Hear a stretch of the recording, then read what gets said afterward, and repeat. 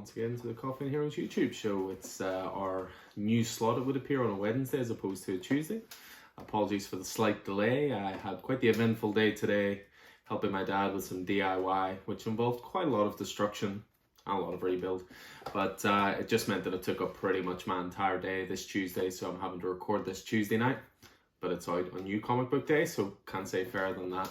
So yeah, interesting week for us this week. We obviously were very, very short with our delivery last week. Next to no new titles were released. Whereas with this week, it's just an endless parade of deliveries, it would appear. But loads of cool stuff coming in. So we got a massive delivery from Diamond. All the pull lists are done, available for either delivery or drop off, that kind of thing. Again, I've mentioned this before, but if we haven't been in touch with you guys and you'd like a delivery, we may not have your contact details. So feel free to get in touch if it's something we can organize for you. I'll be putting all the new releases onto the website on this Wednesday. Again, just because my Tuesday got filled up. Thing is, my dad's always really good about coming in and giving a hand in the store and so forth, so can't really turn him down, unfortunately. But yeah, so we got this huge double delivery, so tons of releases. We got releases from last week, but also titles that are due for release this week as well. We got a ton of new graphic novels in and a few new omnibuses as well. I have an expanded omnibus section like in the store at the moment. Like I'm adding to it every single week, new stuff. Really looking forward to getting open for a multitude of reasons, but I really want to show off this expanded massive omnibus section. And what we'll also be doing is selling all of those lower than the RRP as well. We can't quite compete with Amazon, but you know, we'll always do our best. So that was cool. We have a delivery coming this week of new merchandise. There's around, I think, £2,000 worth of figures and action figures and statues and some printed comic boxes and tons of great stuff that's due this week. I think this is due by this Thursday or Friday, but when we get that, I will certainly do a bit of an out of the box video, or what's in the box video, I suppose, just so you guys can get a little bit of a preview of the kind of stuff we're getting in for reopening. As well as that, I think I mentioned it before, but we just took receipt this week of a massive collection of Batman comics. Some of these comics going right back to the 50s and 60s. There's Batman Volume 1 in there, there's Detective Comics Volume 1 in there, there's complete mini-series that'll be put together as packs and full runs, things like that. And I promise I won't be taking an awful lot out of it. I will. There are a few things I need out of it, of course, but by and large, 95% of it I would say is for the store. Now, there is one thing that is not for the store. This is the personal collection, but I'm just going to show it off to you now. So Vicky's cousin was very kind enough to collect this this collection, terrible English, for us, but she stored it and then we got it sent over this week. But I asked for some extra bomb-proof packaging for one particular item, and it's this one here. So any Games Workshop fans or Warhammer fans, I apologize. There's no Warhammer stuff in here. It's something, in my mind, cooler than that. But they were just really good to send it over, like absolute bomb-proof packaging. And this was the crown jewel of the collection, if you will. And that is right there. So, for the personal collection, as I say, Batman 181. So this is from June 1966. This is the first appearance of Poison Ivy. So first appearances in Batman comics, first appearances in most comics, to be honest, especially from the big two, are always sound investments. They're always the kind of things that you want in your collection because they are going to appreciate with time. Certainly in this case, with it being CGC as well and it getting that 5 grade, I mean, that is pretty damn impressive for a comic that's 55 years old. And yeah, I've been in love with this cover for a long time, in love with this issue for a long time. I do have a facsimile, so I have read it. But with this one, it's complete as well, because what you'll find, just in case you like the look of this issue and you're thinking of investing and getting one of them, with this one there was a pin-up in it. So it was a center page, double page pin-up. So you turned it sideways, you pulled it out of the comic and put it in your wall. It was a poster of Batman and Robin. And, you know, back in the 60s when you weren't caring about collecting these things or investment or anything like that, so many kids, I'm sure, pulled the poster out because they wanted a cool poster of Batman and Robin on their wall. So I'm very happy to say on this one that it includes the pinup, which is very important because I'm quite the completionist. But yeah, I was really, really excited to get that through. And to be honest, I haven't even looked in the 7 boxes yet. 7 medium-sized comic boxes. And the reason for that is, you know, just with the delivery being as big as it was, and then again giving my dad a hand and stuff today, I really want to sit down, nice cup of coffee, nice and relaxed, and take my time going through these boxes. You know, I am a collector, I am a fan, I love looking through these old collections. So again, I will do a little bit of a video for that as well once we get to it. So in terms of the delivery this week, I mean, again, I can just really show you my pull list, which this week is a box. I kid you not. Yeah, a lot of great stuff this week from all three categories, I suppose, DC, Marvel, and then the indie stuff as well. So just to show you guys a couple of things that I've been getting myself. So this is a Scout graphic novel called It Eats What Feeds It. Really looking forward to this. It's like a grimy sort of horror story. Really looking forward to getting into that. The single issues for Scout comics are sometimes hard to get. You know, it's a case of it's Scout is the very definition of pre-order as early as you can, because otherwise you're not 100% guaranteed it. We've got a new Ed Brubaker one here. Well, I say new, but it's actually a new printing for an old story called Scene of the Crime.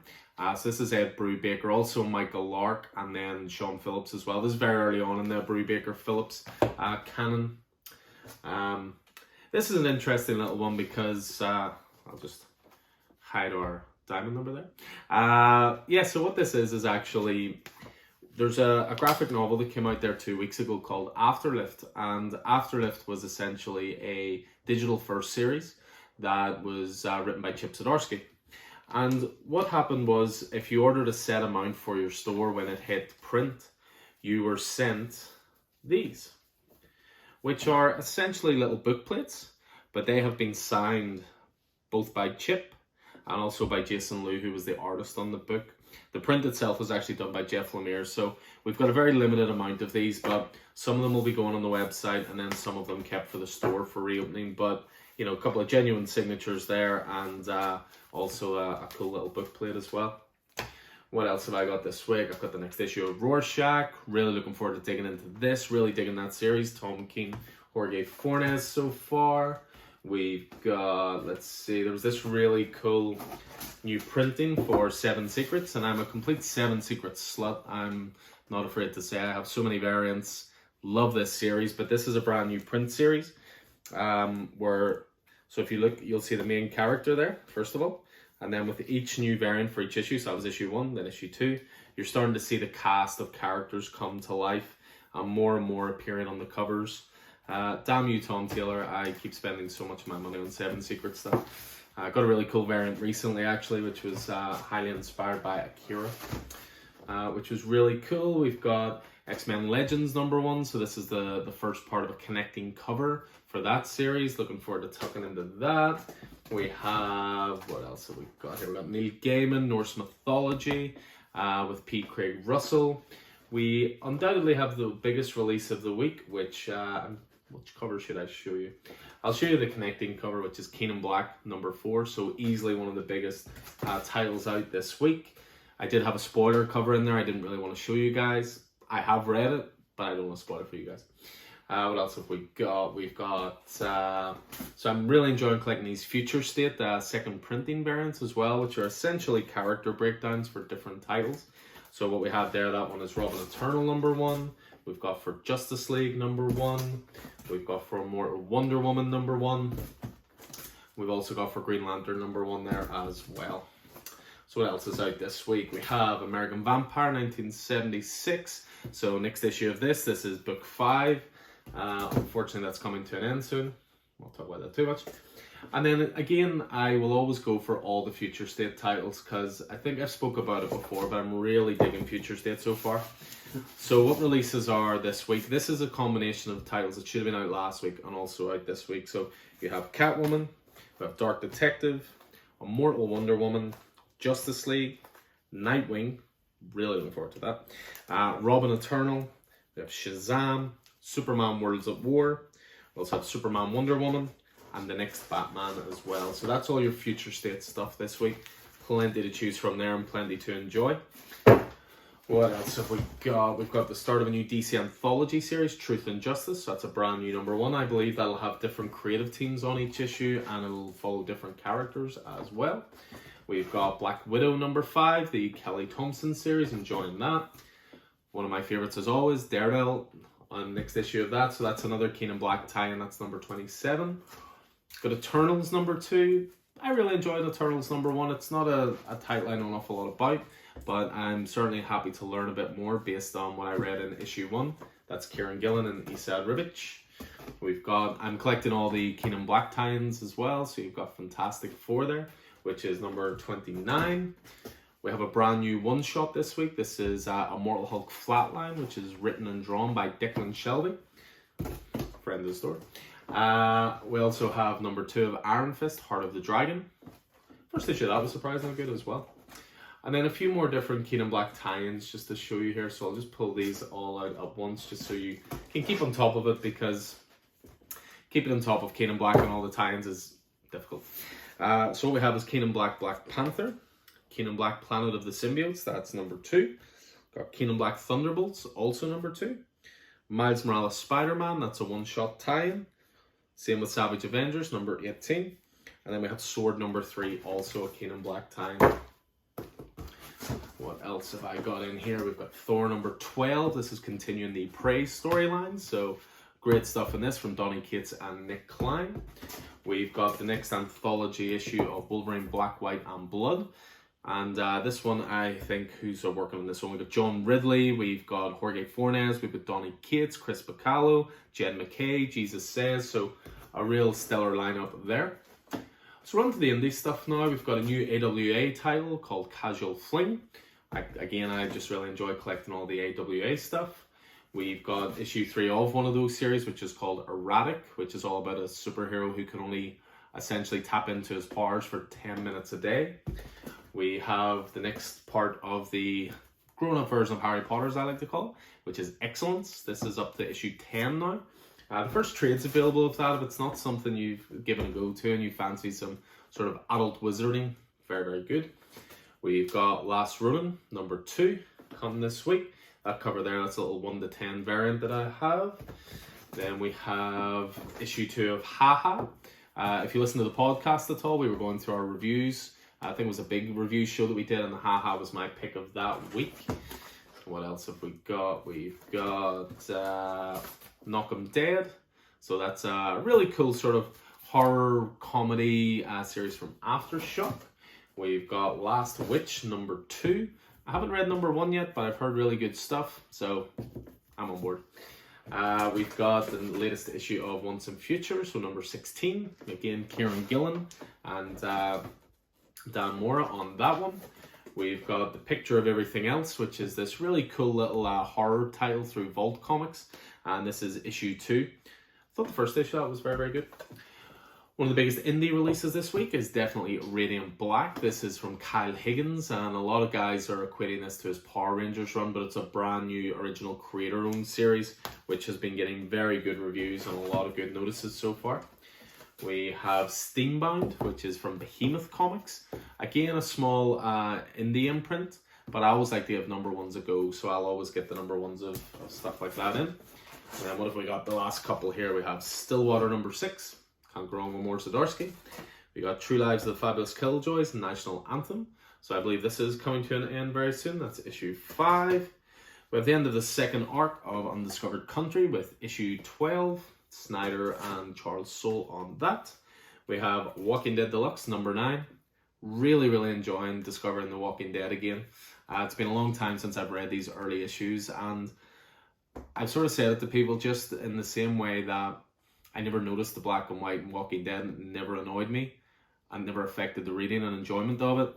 Reading this, I don't even notice the color anymore. It's just part of it, and really, really enjoying it. And then we also have #5 of We Live, which is this really cracking wee Aftershock series as well. I mean, Aftershock are really coming to the fore at the moment with some of their stuff. Load of great titles out. So as I say, that's pretty much my pull list for this week, which as ever needs a full box to itself.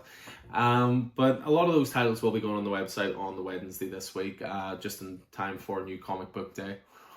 Obviously, we're all waiting on tenterhooks for this Thursday. There's going to be hopefully some announcements regarding, hopefully the reopening of society, I suppose, is as simply as I can put it. But I have a sneaky feeling it won't be until April at the earliest for retail, and if that's what it takes, that's what it takes. So, but we'll certainly keep getting in extra new releases, having them on the website before we can obviously get back to the store and keep doing it in its own way. But you may have noticed one title that is massive this week that I did not have there, and that's because I have it here. And that's because I've already read it, and that's because it was awesome. Batcat number 3 this week. So the next issue of Tom King and Clayman and Tomo Moray's excellent Batcat epic. Again, dealing with 3 different time frames. This one introduces who is the commissioner of Gotham in the future. And I'll not give away who it is, but it's a really cool scene where they're introduced. Really cool title. It's one of the main stories in it is obviously at the end of issue 2. Spoilers. The Joker is killed by an older Joker who's living out his retirement in Florida. Is killed by an older Selina Kyle. And in this one, Selina and Bruce's daughter, Helena, is actually a vigilante in Gotham now. And she wants to investigate the murder of the Joker because even though it's the Joker, it's still murder. Really cool issue. Really great art in it as well, as you would come to expect from Clay. And then the other 2 titles I just wanted to throw out quickly. Again, there wasn't an awful lot of new releases last week, but there were a couple of things that I was either catching up on, or we did actually get some new releases last week. So first of all, we have Scarrington number 4. So this has been a great title from Nick Roche. Great blend of family drama, of friendship, of horror, of urban legends and schools and small villages. Really great title. That's going to be hitting trades soon. Really recommend that if you're looking for something a little bit different. And then this one's a slightly unique one in that this was actually a Kickstarter. So I may have talked before about a series called Half Past Danger, which is by Stephen Mooney, who's an Irish writer and artist. And Half Past Danger I always pitch to people as Jurassic Park meets Indiana Jones. There's no simpler way to put it than that. It's had 2 volumes so far. So you had Half Past Danger, then Half Past Danger 2, Dead to Rights. And I backed this on Kickstarter, which is Half Past Danger, Away in a Danger, which was essentially a Christmas special. But what I did was when I backed it, because I am a huge fan of it, I backed it at what was called a retailer tier. So I got extra copies of it. Now, a few of them have sold already to regulars and so forth, but I've got a few of them on the website now as well. They're all signed by Stephen Mooney as well. And I really, really recommend it. Even if this is your intro to it, it takes the form of an anthology collection. So you've got stories in it from different writers, different artists, and all exploring that mythology. But Half Past Danger in general, I really highly recommend. Great, great series. So with all that housekeeping out of the way, so to speak, what I'm reading, what I'm up to, and all the rest, I'll jump into a wee bit of news. But I suppose before I do that, we had WandaVision episode 6 last week. Again, it continues to be a series I'm enjoying, but I do think it's a little overhyped. And part of the reason for that is Vicky and I finally got watching Mandalorian season 2. I know, so last year. But we just never got around to watching it, and we sat and watched 3 episodes in a row the other night. And I have to say those 3 episodes were, a cut above what WandaVision's done so far. WandaVision, again, I'll reiterate, I think it's full of great moments. I think what it's setting up for the future is fantastic.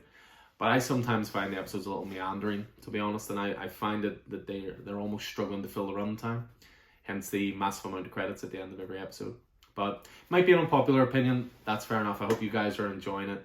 And I still will tune in every single week to see what's going on before I get it spoiled. But yeah, a couple of bits and pieces of news I thought were worth bringing to your attention. So a couple of these things were actually just announced today. And we start off with a couple of comic announcements. So DC is going to be returning to Batman 89 and Superman 78 in new comic series. Now, these are essentially going to be digital-first comics. So these are going to hit DC Digital maybe about a month before they hit print. So what it's going to be is it's going to continue on storylines from those established worlds. Now, Superman 78 by Richard Donner is a masterpiece. You know, the effects are a little dated, fair enough, but the charm of that movie, the writing of that movie, the music, everything is fantastic. So I'll happily jump on board continuing that. Batman 89, I'm just not a fan of. And, you know, I've talked about this ad nauseum. I'm not going to go into it again now. So I'm not particularly that interested in continuing those stories. Just such a bad representation of Batman, the character, and no doubt it'll look great, just like the movies. But no doubt the storylines will just be, you know, Batman dropping grenades down clowns' pants and kicking them into sewers, or, you know, shooting at the Joker with real bullets from the Batwing, but missing somehow with targeting systems. But anyway, it's going to be new chapters released for those 6 weeks, and then all 12 chapters will be released as printed comics, so they will be. So in terms of the talent involved, so for Superman 78, it's going to be Rob Venditti, who recently did a great Hawkman series and has written for Flash. And it's going to be Wilfredo Torres, who's worked on Batman 66. So they're going to collaborate on Superman 78. Whereas with Batman 89, it's going to be Sam Hamm, who wrote Batman and Batman Returns. He clearly understands the character. And then it's going to be artist Joe Quinones, who actually is a cracking artist that did some great Archie stuff and Dalek for Hero, that kind of thing. So, yeah, we'll see. I mean, I'm sure there'll be tons of guys interested in that. Plenty of people have argued with me in store that Batman 89 is a masterpiece. I just don't see it. But on the other side of the coin, with regards to Marvel, they announced something pretty big today that, again, I think has the potential to be one of the biggest titles of the years. So what they're doing is they're going to start a new Star Wars project, and it's going to be based around Boba Fett. So they showed off this cracking preview image showing Boba Fett all clad in all black armor with an axe in one hand, blaster in the other. And the tagline reads, "Boba Fett, nowhere to hide." So this is going to be, I believe, done by Charles Soule, and it's going to go into an actual all-over event, which could polarize people. This is sort of a throwback to the good old 90s, where, you know, you had to collect 6 different titles to get a full story. Or I suppose you could look at it as similar to Jonathan Hickman's X-Men series, certainly House of X, Powers of 10, and the more recent X of Swords. But this one, I believe, is going to incorporate in Star Wars. It's going to incorporate in Star Wars Darth Vader, I think Dr. Aphra as well, and then it'll have original comics as well. So it's not too surprising to see this. Mandalorian's huge at the moment. Boba Fett's always been a really, really big character. So that's I would imagine there'll be more details on that in the next previews book, so there will be. So yeah, that was that, but I'll jump into a few sort of movie type, TV type stuff that certainly caught the eye this week. Of course, there was the drop of the Snyder Cut trailer there a couple of days ago. It was actually dropped on Valentine's Day of all days. And again, I thought it was a great trailer. I thought there was some great imagery. I thought the music was a massive step up from the version that was released in theaters. There was some great imagery. The last scene was superb, as we finally sort of got to see Ben Affleck's Batman and Jared Leto's Joker interact. A Joker, strangely, who doesn't seem to have any of that stupid tattoo motif over his face and has longer hair. But I thought it looked really cool. I still don't think this is going to convince people who aren't looking forward to it. I think at this point you're either all in on the Snyder Cut, or you're not that interested, but you're maybe a little curious just so you can trash it. I'm very much in the former category, as anybody knows, but I'm sure everyone will be glad when it's finally released so that they hear less and less about it one way or another.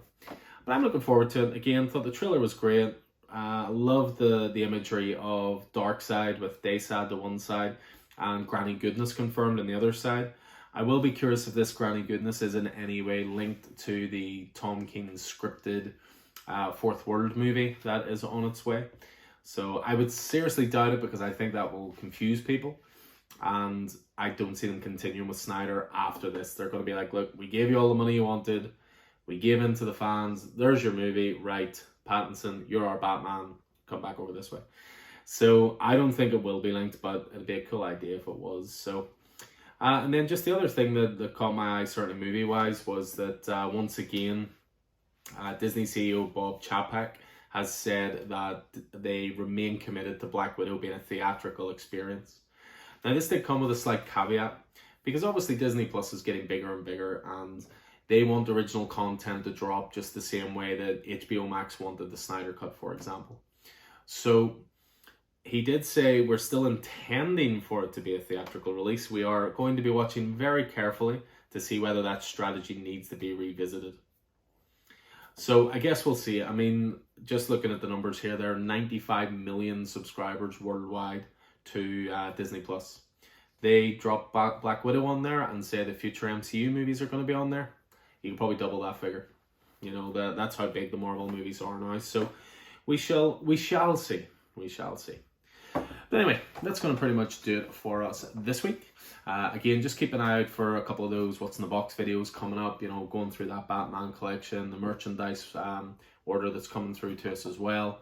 And again, I'll maybe show a few behind the scenes videos as well from the store, just give you an idea of some of the things we're doing to get you excited for coming back once we get reopened. So, but again, I hope you guys are staying safe out there. Hope you enjoyed this, and take it easy.